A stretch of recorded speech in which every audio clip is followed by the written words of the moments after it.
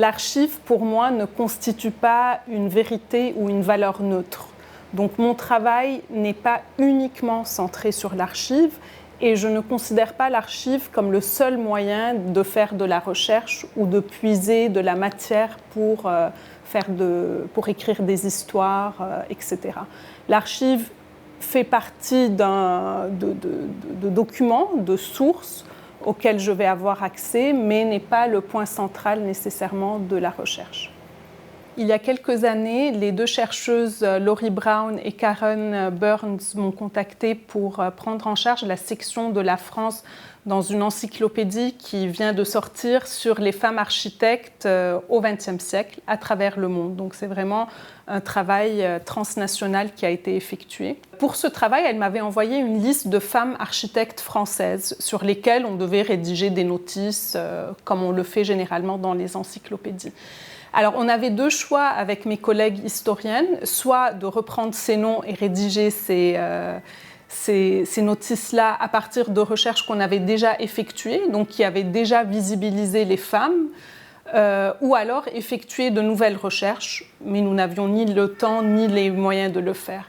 Alors, ce qui était important dans ce cas-là, c'était de se dire, au-delà du travail d'archives, comment est-ce qu'on pourrait rendre compte du peu de sources qu'on a par rapport à ces femmes?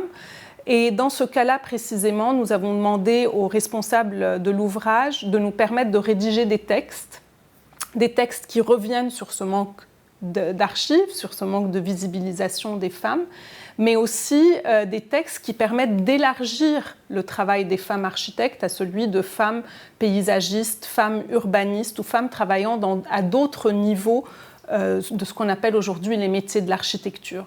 Les femmes n'ayant pas eu la place qu'elles devaient avoir dans la maîtrise d'œuvre, on a ainsi pu démontrer, grâce à ces textes, la nécessité de ces femmes de se trouver des places ailleurs que dans la maîtrise d'œuvre et donc de surmonter un peu ces manques pour être capable de rendre compte d'autres histoires qui puissent tout de même rendre compte de leurs contributions et leurs apports dans l'écriture de l'histoire. Du fait du manque de ces archives, il y a des moments où je me demande s'il ne faudrait pas rédiger une historiographie du silence. Par le silence, je veux dire de l'invisible et de l'invisibilisation. Parce qu'on sait bien que l'arme la plus efficace, peut-être la plus patriarcale, est de ne pas créer ces archives-là. C'est-à-dire de ne pas leur donner la place d'exister et de ne pas leur permettre d'exister. Donc ça, c'est une première idée sur laquelle je me suis souvent posé des questions, que je n'ai pas les moyens aujourd'hui de faire, mais à terme, ce serait intéressant de se poser cette question-là et d'essayer d'imaginer d'autres formes d'histoire qui rendent compte de ce silence, en réalité qui rapportent les mécanismes d'exclusion des femmes dans ce milieu-là.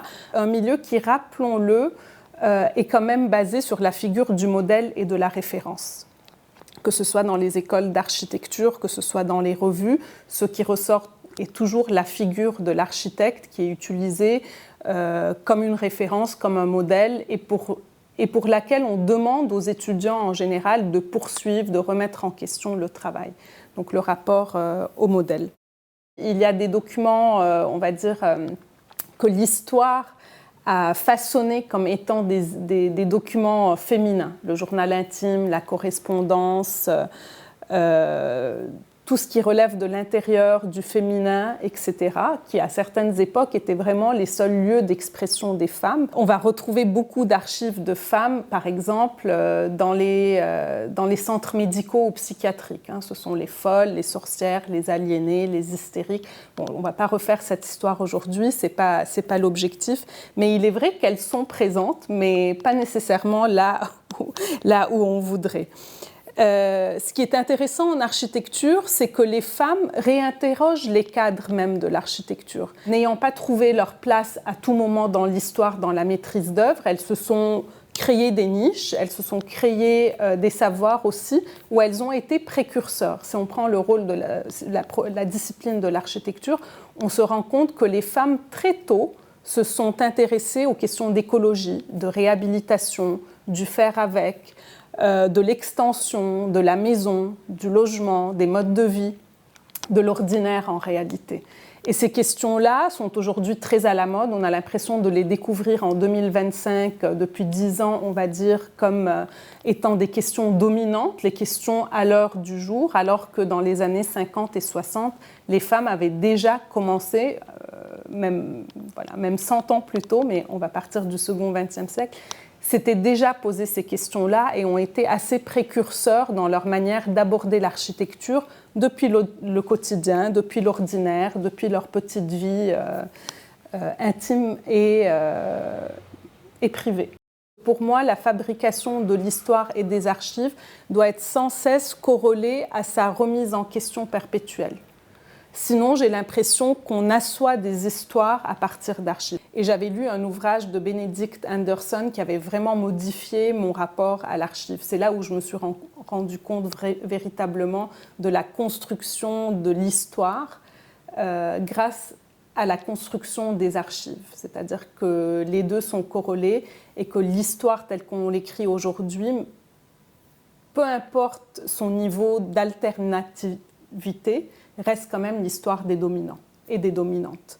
Dans un des enseignements que je donne à l'école de Paris-Malaquais, que j'ai donné pendant 2 ou 3 ans, je remettais aux étudiants 2 textes. Un texte qui datait du début du XXe siècle et un texte qui datait de la fin du XXe siècle. Et les textes étaient souvent rédigés par un homme et une femme, par un ou une architecte et un ou une penseuse non architecte. Et je demandais aux étudiants en binôme de performer ces textes-là. Et donc, ils devaient prendre les textes et les rédiger sous forme de dialogue, de discussion, de correspondance, enfin de la rencontre entre ces 2 personnages qui ne se connaissent pas, qui sont dans 2 bulles et 2 univers complètement différents et qui tout d'un coup se rencontraient. Aussi se rencontrer de manière complètement anachronique. Ça pouvait être un message sur WhatsApp, comme ça pouvait être se rencontrer dans l'avion ou dans un café. Et ils devaient performer ça en classe. Donc bien sûr, c'était très ironique, très cynique. Tout le monde était très conscient de la grande fiction de ce moment-là. Mais c'était un moyen, d'une part, de se réapproprier un texte, de le remettre en question dans des contextes complètement différents pour dénaturer son sens, mais prendre conscience de cette dénaturation par le fait des époques dans lesquelles on s'inscrit. Donc voilà, pour moi, les archives, c'est tout ça. Ce n'est pas uniquement l'écriture d'histoire avec S, mais c'est vraiment la remise en question de l'institution de l'archive et de ce qu'elle peut nous raconter de l'histoire dans laquelle elle a été créée, inscrite dans un fond et remise en question tout après.